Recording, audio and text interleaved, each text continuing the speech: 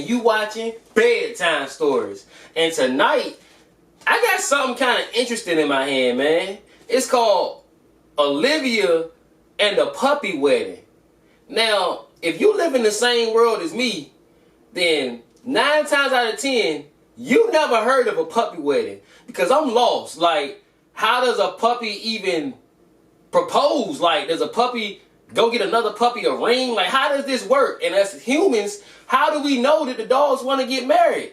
So I'm really, really interested in what's going to go on in this book, y'all. So I ain't got too much more to say, man. Go get comfortable. Go get your snacks. You know what I mean? Go get your little brother, your little sister. Go get your parents, too. Because I guarantee you, they never heard of a puppy wedding either. So come on, y'all. Let's check this out, man. I'm curious. And I know y'all curious, too, man. Let's get to it. Olivia and the Puppy Wedding. Olivia was helping her mom plan a wedding reception. Planning a wedding is fun, Mom, Olivia said. What else can I do to help? Why don't you play with Perry while I take these invitations to the mailbox, Mom said. Olivia answered. What if I take the invitation to the mailbox and take Perry with me? Olivia walked down to the mailbox singing a happy tune. Wedding groom and wedding bride, Olivia sang. Perry howled. Great singing, Perry, Olivia said, and Perry howled again. Olivia dropped all the wedding invitations into the mailbox. She kept singing, and so did Perry, but suddenly it sounded as if they were two dogs singing. Perry began running, pulling Olivia with him. Perry stopped short. Olivia crashed into Perry, who was playing with another dog. Perry, you made a new friend, Olivia said. What's your name? Perry's new friend barked. Did you say Cherry? Olivia asked. The dog barked again. Olivia smiled. It was nice meeting you, Cherry, but Perry and I need to get home. See you later.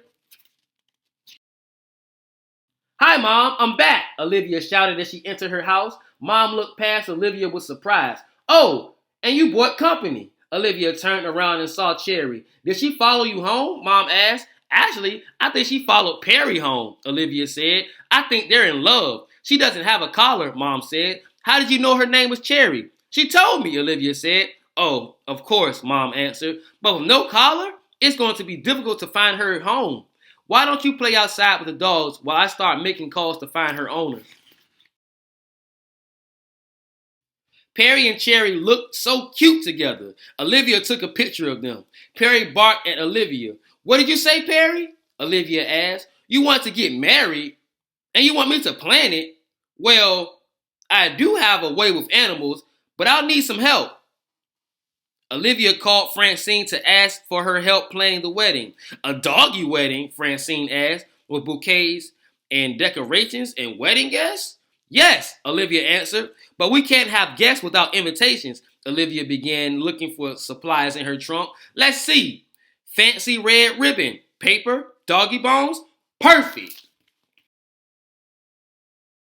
Francine and Olivia handed out invitations to all their friends and classmates. Olivia handed her teacher an invitation. Miss Hagemuller was thrilled. How delightful, she said. She looked at her 2 cats. Can I bring a guest or 2? Of course, Olivia answered. The more, the merrier.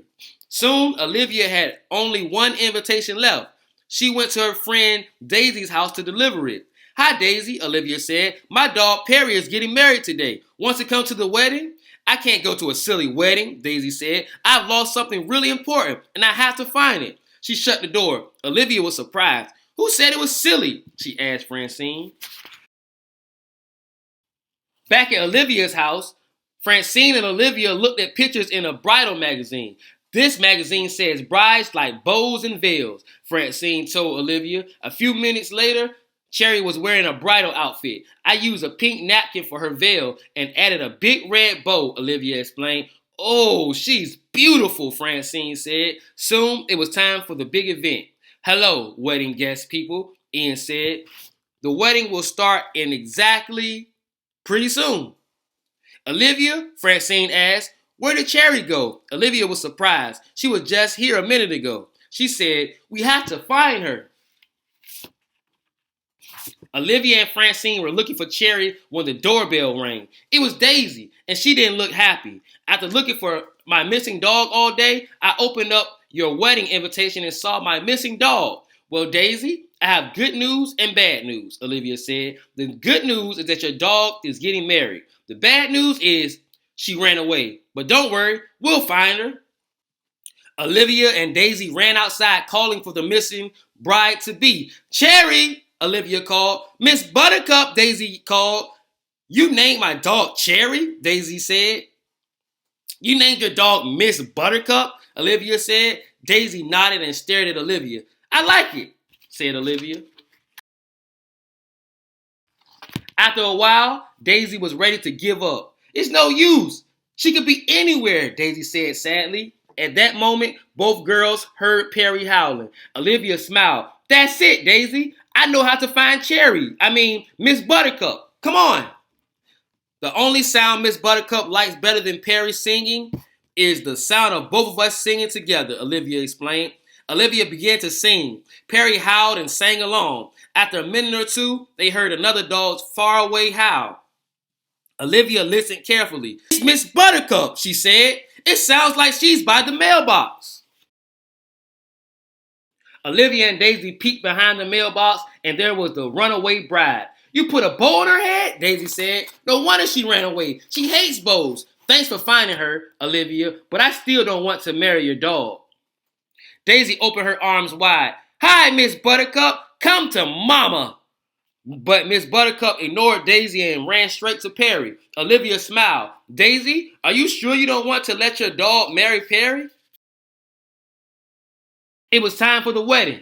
Olivia stood beside Perry and Miss Buttercup. She looked at Daisy. So, if Daisy says it's okay, Daisy opened her mouth to speak. Olivia started talking very quickly. Daisy already gave her permission. I heard her. So, I now pronounce you doggy and white, Olivia said. Perry, you may kiss the bride. Daisy smiled at her dog. I guess I should call you Mrs. Buttercup now, she said.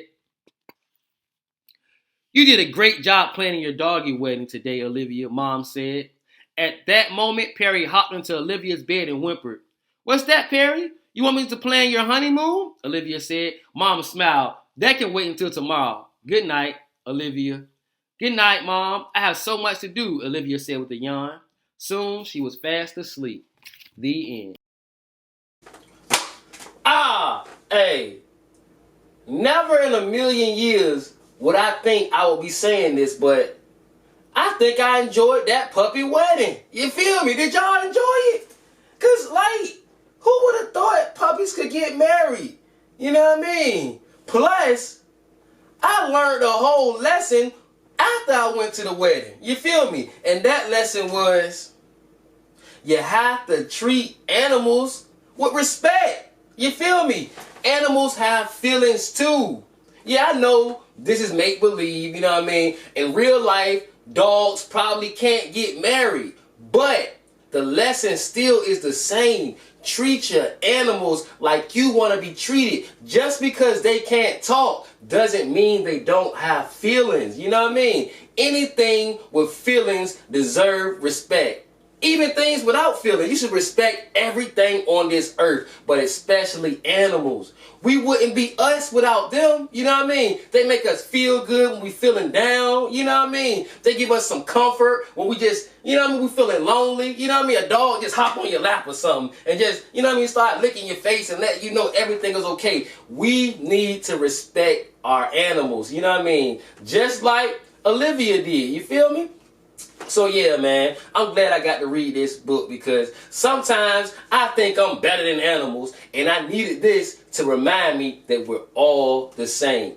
Everything on God's green earth is equal. We all have a purpose, even two puppies, you know what I mean? But yeah, man, tell me what y'all learned, man. Put it in the emails, comment, text me, call me. I don't care what you do. Just let me know what you learned, man, because I want to know. You feel me?